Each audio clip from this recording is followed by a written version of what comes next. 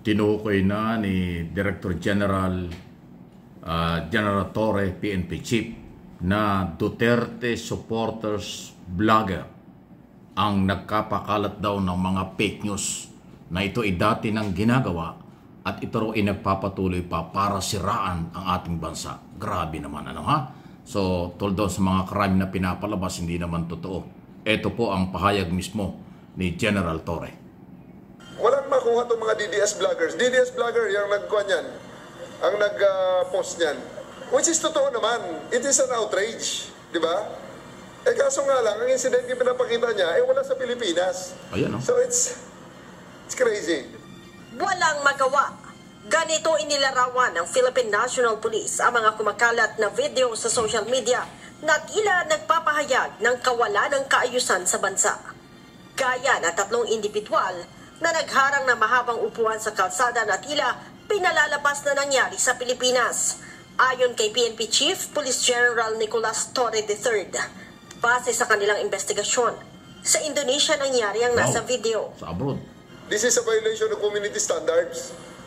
Pinapakita na may mga kabataan na naglagay ng upuan sa gitna ng kalsada. Ang problema, nasa Indonesia yan. Ang plate number, Indonesian plate.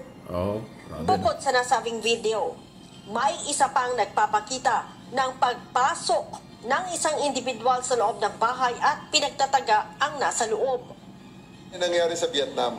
Yung time nga ni tatay nila, may na-armalite nga sa gitna ng Commonwealth eh. Di ba? Proud pa sila. Di ba? Wala talagang magawa, kundi ito na lang ang kanilang ginagawa. Pasamain ang mukha ng ating bansa na para bang napakagulo natin. Hindi rin area sa Pilipinas nangyari ang pambubuli at pambubugbog sa isang estudyante na nag-viral sa social media. Ang mga markings na yan, tinignan natin sa mga t-shirt ng mga markings, wala talaga sa Pilipinas yan. Sinabi ni General Torre, malisyoso ang pag-upload ng video para palabasin ang magulo sa bansa. Kaugnay nito, gumagawa na aniya ng hakbang ang PNP laban sa mga nagpapakalat na mga fake news na kaya ng natura mga video na nagpapakita o naglalarawan ng hindi magandang imahe ng pulis. Hindi naman totoo. So ngayon, ito ay papatake down din natin ang vlog na ito at kakasuhan din natin. Isang vlogger ang kinasuhan sa Cebu. So ayan po, grabe yan. Kawawa naman ang ating bayan at ang mga Pilipino.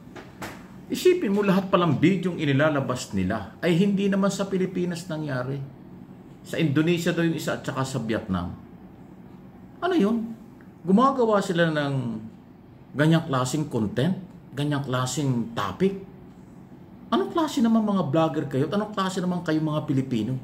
Sa halip na kayo'y tumulong para i-promote ang kagandahan ng ating bansa, kayo ang nagpo-promote ng pagkasira ng Pilipinas at ng mga Pilipino. Wala ba kayong awa sa pamilya nyo? Wala ba kayong awa sa mga anak at magiging apo nyo? Dahil lang sa pera, sinisiraan nyo ang ating bansa kasi malinaw. Kaya nga magiging complainant na sa mga social media company itong PNP Chief, ang PNP. Dahil nga yung pagpapakalat umano ng mga Duterte vloggers ng mga video na nakakasira sa Pilipinas, pinapalabas nilang dito yung karahasan, yun naman pala ay sa ibang bansa.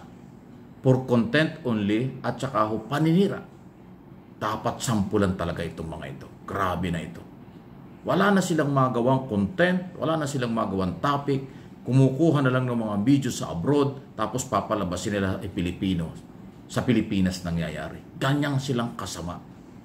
Yan ay hindi lang traidor, hindi lang makapili. Yan ay sukdula na ng talagang walang pusong Pilipino. Kung Pilipino kayo, paano nyo nagagawa yan? Kumita lang kayo kahit siraan ang ating lahi, kahit siraan ang ating bansa. Garapal po yan. Kayo naman po mga mamamayang Pilipino, huwag kasi kayong palo ng palo, huwag kayong manood diyan sa mga ganyang klaseng galaw. Alam naman ninyo ang nagsasabi ng totoo. Alam naman ninyo ang video kung totoo hindi. Kaya kung yung mapapansin, bihirang-bihira akong gumamit, pasilingit-singit lang ng mga picture at video. Kasi ayaw ko nga pong masira ang ating bayan, ang ating bansa. Itong mga ito, ang kanilang topic ay paninira. Paninira dahil mismo ang sinasabi ng PNP chief, kukuha ng mga video na may karahasan sa abroad tapos papalabasin dito nangyayari. Para bang walang ginagawa ang pulis. Masyado nang magulo ang bansa, masyado nang marasa bansa. Hindi naman totoo. Ngayon, yung mga nanonood na ibang lahi, na mga turista, kapitalista, at mga nasa abroad, maniniwala sila doon sa mga video dahil papalabasin nila Pilipinas.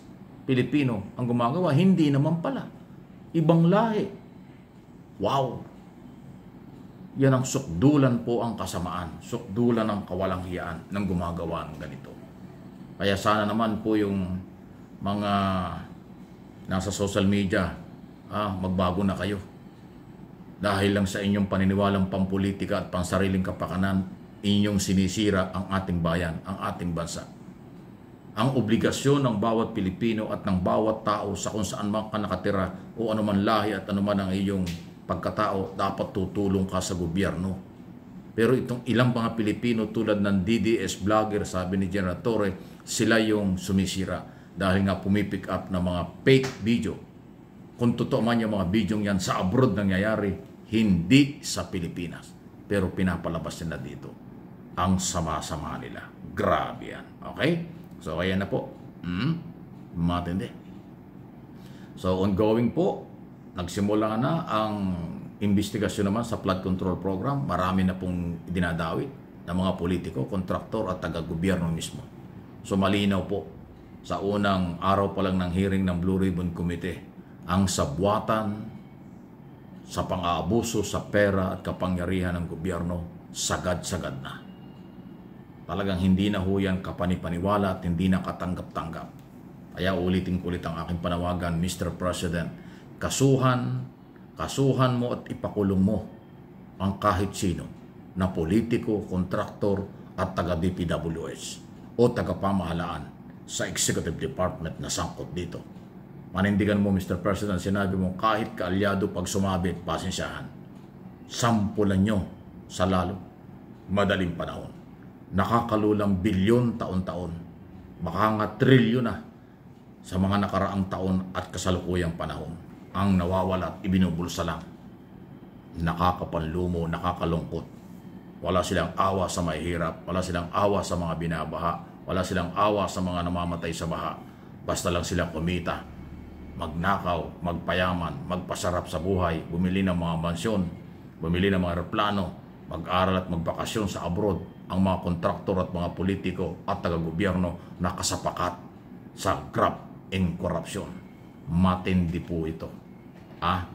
Again, kamay na bakal, Mr. President.